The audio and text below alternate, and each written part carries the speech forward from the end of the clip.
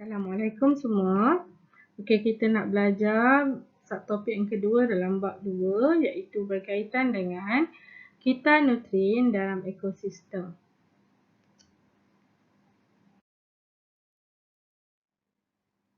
Okey, kitar nutrien dalam ekosistem ialah pemindahan nutrien, pemindahan nutrien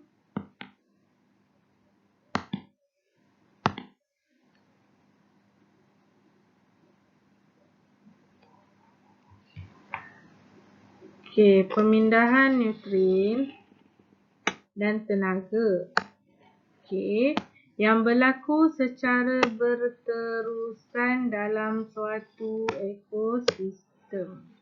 Berlaku berterusan lah. Pemindahan tu berlaku berterusan. Itu kita panggil kitaran.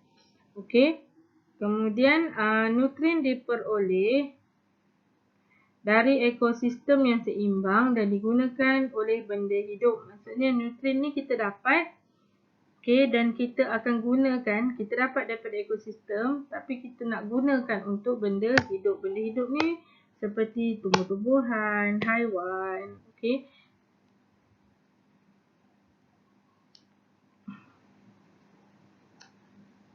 Kemudian nutrien yang kita gunakan tu, yang kita dah digunakan tu, dia akan kembali semula ke persekitaran untuk diguna semula. Maksudnya dia akan jadi satu kitaran.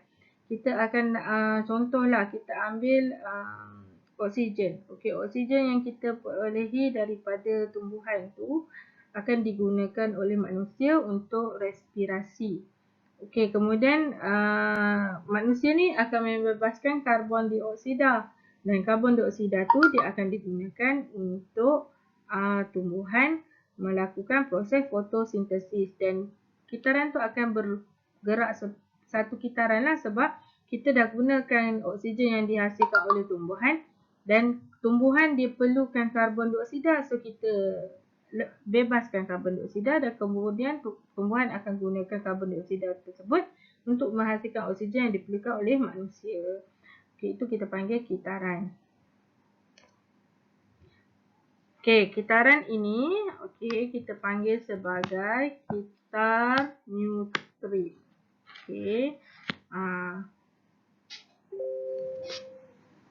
Seterusnya kita pergi kepada kitar yang pertama iaitu kitaran air.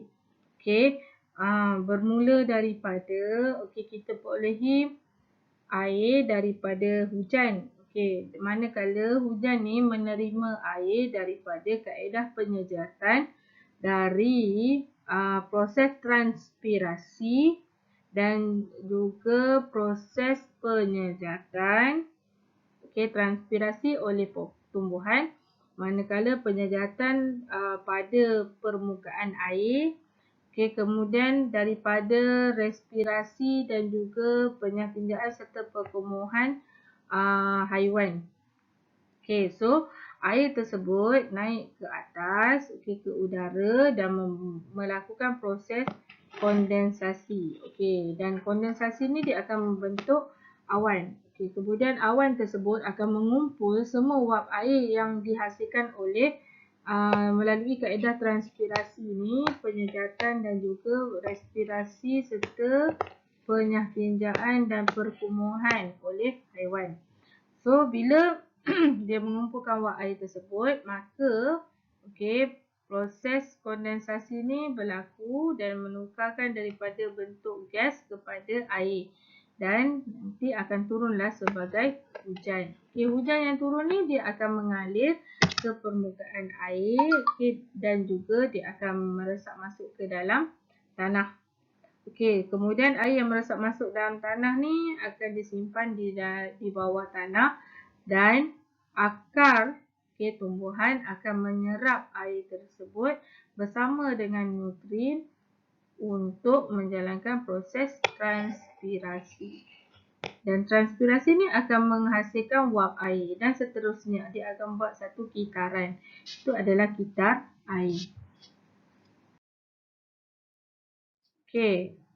Peranan benda hidup dalam kitar air. Okey, yang pertama, air diserap oleh akar tumbuhan. Okey, akar tumbuhan ni akan serap air dari dalam tanah, okey, dan dibebaskan ke atmosfera melalui proses transpirasi.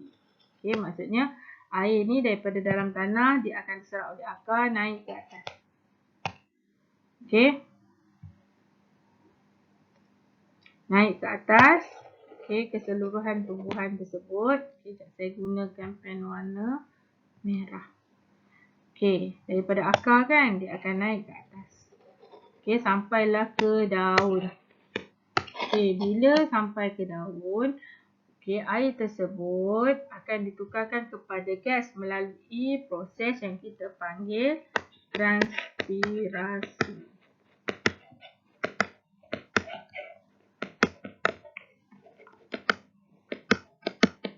Okey, transpirasi ni hanya berlaku pada tumbuhan.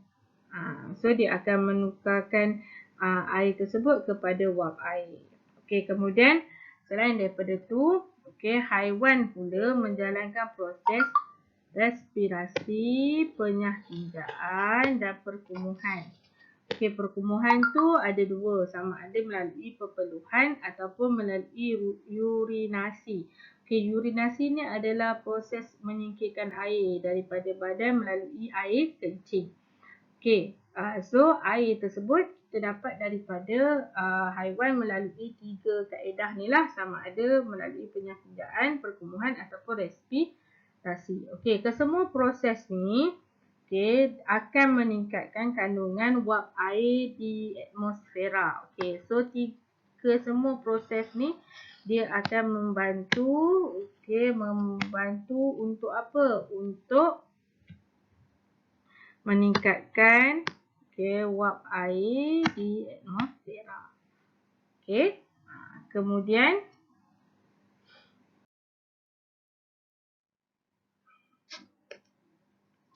akar tumbuhan pula akan mencengkam tanah dan menjadikan struktur tanah lebih kukuh. Okey, so ini akar. Akar ni fungsi dia untuk mencengkam tanah supaya tidak berlakunya hakisan tanah runtuh. Okey, sebab apa? Sebab dalam tanah ni ada aliran air. So, akar ni membantu untuk mencengkam tanah supaya aliran air tu tidak membawa bersama tanah tersebutlah yang boleh menyebabkan hakisan tanah runtuh. Okey, so fungsi akar ni untuk menghasilkan struktur tanah lebih kukuh. Okey, seterusnya hal ini menyebabkan aliran air di bawah tanah menjadi perlahan dan dapat mengelakkan hakisan tanah. Okey, so inilah fungsi dia. Inilah sebab kenapa akar tu sangat penting. Okey, dia akan menyebabkan aliran air di bawah tanah menjadi perlahan dan mengelakkan hakisan. Okey.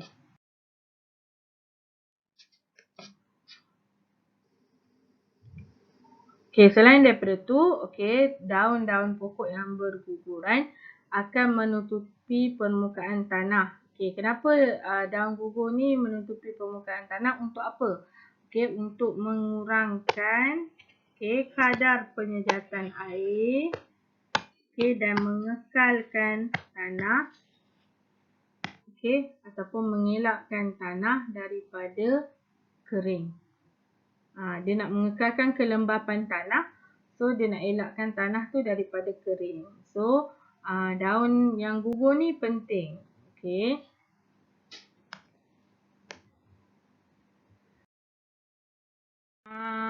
Kita teruskan dengan kitar karbon dan juga kitar oksigen. So ada 3 anak panah kat sini yang kamu perlu tengok. Okey, ada berwarna biru, ada berwarna merah dan ada berwarna hijau. Okey. So, yang berwarna biru nak menunjukkan bahawa penggunaan gas oksigen daripada atmosfera. Manakala yang berwarna merah adalah menunjukkan pembebasan gas oksigen kepada atmosfera. Manakala untuk yang berwarna hijau adalah menunjukkan pembebasan gas oksigen ke atmosfera. Okey, so kalau kamu ingat masa tingkatan 1 kamu dah belajar okey, peratus untuk oksigen dalam udara. Okey, peratus oksigen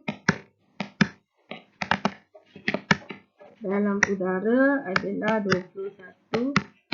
Okey, manakala peratus karbon dioksida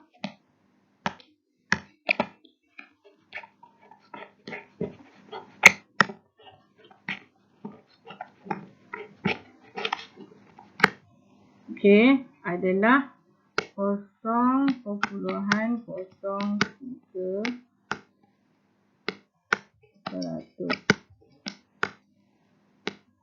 Okey. So, daripada peratus gas oksigen dan karbon dioksida ni dalam atmosfera ni, kita akan gunakan untuk kesinambungan kita lah untuk terus hidup. Okey, so saya pergi satu persatu. Okey, kita mulakan dengan gas oksigen. Okey, gas oksigen ni yang pertama digunakan dalam proses respirasi. Okey, oleh haiwan dan juga tumbuhan. Sebab proses respirasi ni dia akan menggunakan oksigen. So, kamu tengok sini. Yang nombor 1 ni adalah proses respirasi untuk haiwan. Nombor 2 ni adalah proses respirasi untuk tumbuhan. Okey, so apabila proses respirasi ni berlaku, okey, tumbuhan ataupun haiwan akan menggunakan oksigen, okey, masuk ke dalam badan. Kemudian selepas proses respirasi ni berlaku, dia akan membebaskan karbon dioksida, okey, ke udara. So, proses respirasi ni adalah proses pernafasan lah. Okey, sama juga macam tumbuhan. Tumbuhan ni akan menjalankan proses respirasi apabila tiada kehadiran cahaya matahari ataupun keamatan cahaya matahari itu kurang. So, dia akan menjalankan proses respirasi. Okey.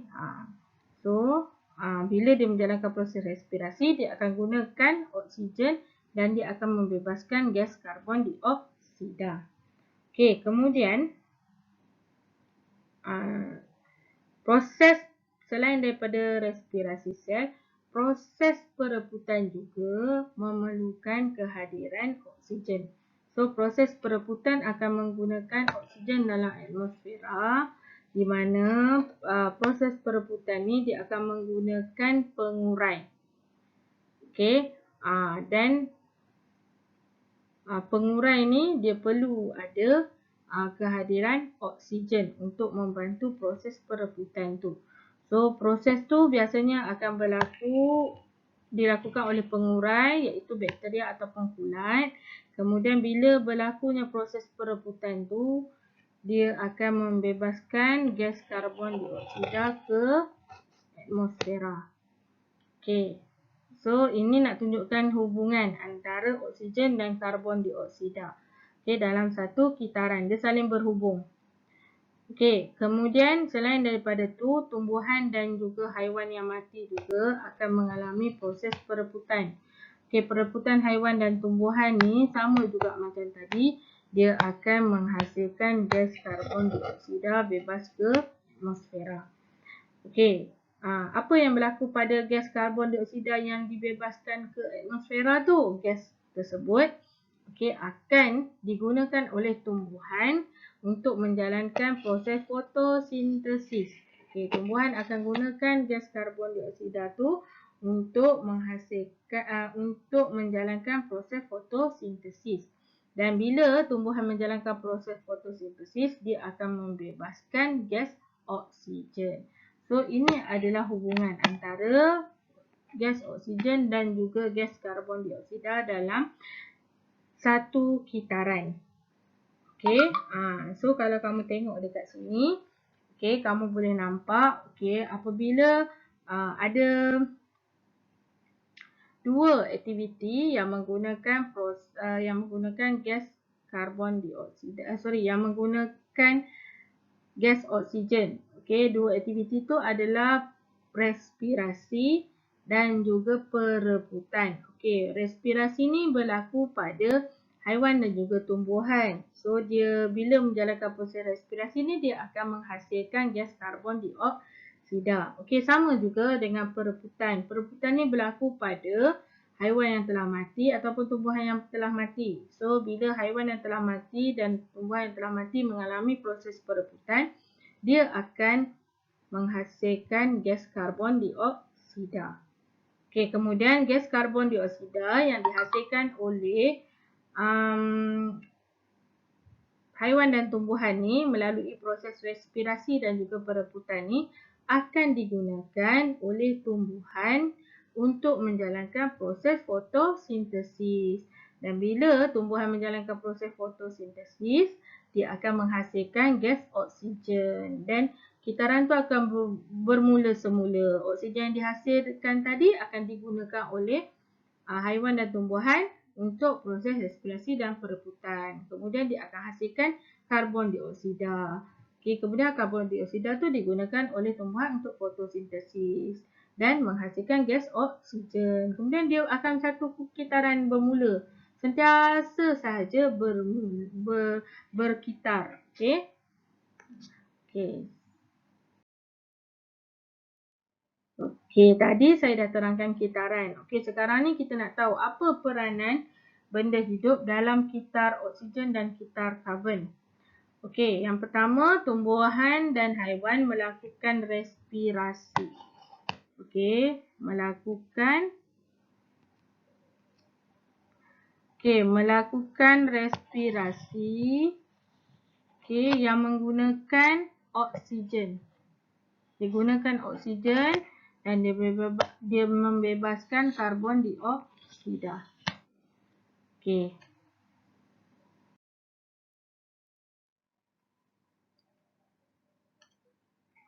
Okey, tumbuhan dan haiwan yang mati diurai oleh bakteria.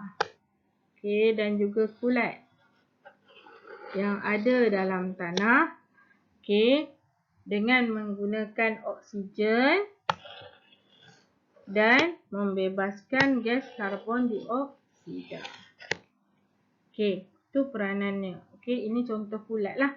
Tapi kulat ni sebenarnya kecil, tapi sebab bila di zoomkan ataupun dibesarkan, kita nampak dia besar. Okey.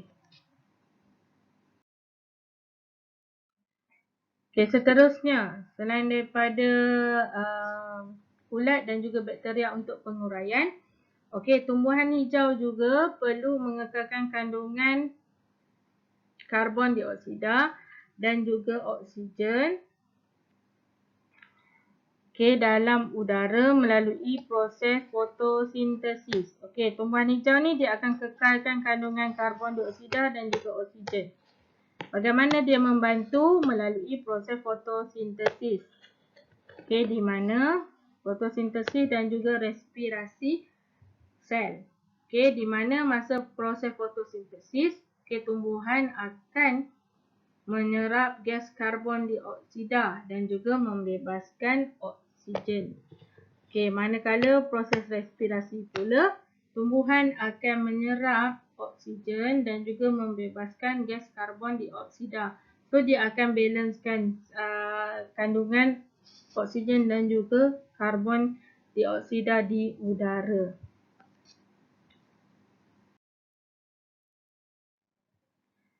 Okey, seterusnya langkah-langkah untuk menyelesaikan masalah gangguan kepada kitar nuklein. Okey, yang pertama, aktiviti manusia seperti penebangan hutan yang tidak terkawal, pembakaran bahan api fosil. Okey, ni ada satu. Okey, penebangan hutan tidak terkawal, kemudian pembakaran bahan api fosil dan juga penggunaan sumber air secara berlebihan. Okey, untuk tujuan pertanian dan domestik telah mengganggu kitar nuklein. Okey, maksudnya Ketiga-tiga aktiviti ni, yang pertama penebangan hutan yang tidak terkawal, pembakaran bahan api fosil, kemudian penggunaan air secara berlebihan ni, sebenarnya aktiviti manusia ni, tiga-tiga ni adalah cara yang menyebabkan gangguan kepada kita nutrien.